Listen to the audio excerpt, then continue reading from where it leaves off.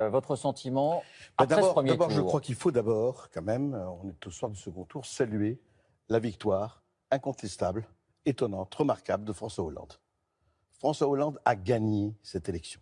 C'est lui qui a gagné cette élection. Pourquoi c'est bonnet blanc et blanc bonnet d'après vous? C'est pas parce que c'est blanc et blanc bonnet.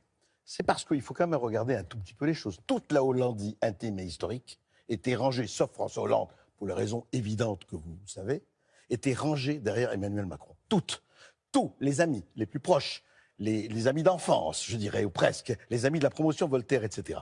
Mais lui-même avait rompu avec François Hollande, je ne veux pas me faire son avocat. Mais bien sûr, ça a été une rupture terrifiante, sanglante, on le voit très bien. Le gouvernement. Il ne l'a jamais vu, il ne l'a jamais embrassé, il ne l'a jamais salué, il ne l'a jamais... Non mais attendez, laissez-moi aller jusqu'au bout de...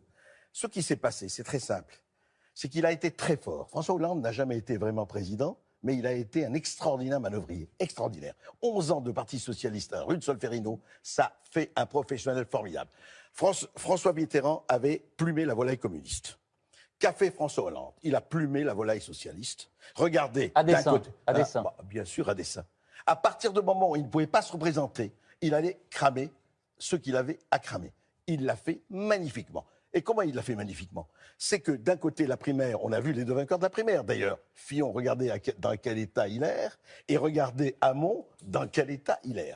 C'est-à-dire les deux primaires termitières. Donc qu'est-ce qui s'est passé? La droite devait gagner. La droite, c'était imperdable. Rappelez-vous, il y a 6 mois, on le disait tous.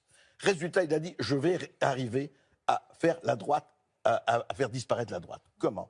En créant cet extraordinaire personnage, meilleur que la télé-réalité, meilleur que tout. Attendez, André Berkoff, vous n'allez pas nous dire que tout ça est une manœuvre de François Hollande? Tout ça n'est pas qu'Emmanuel Macron serait presque une marionnette, à vous entendre? Ah, écoutez, c'est pas une marionnette, mais franchement, quand on l'entend dire tout, et vous le savez très bien, vous étiez très bien placé pour savoir tout et le contraire de tout, notamment chez vous, quand il y a pas de Bachar el-Assad, qui était le chef-d'œuvre absolument de dialectique compassionnelle, où il disait une chose et il disait le contraire. Oui, mais de là à résumer ce soir ces résultats en mettant François Hollande en Deus ex machina de tout ce qui s'est passé.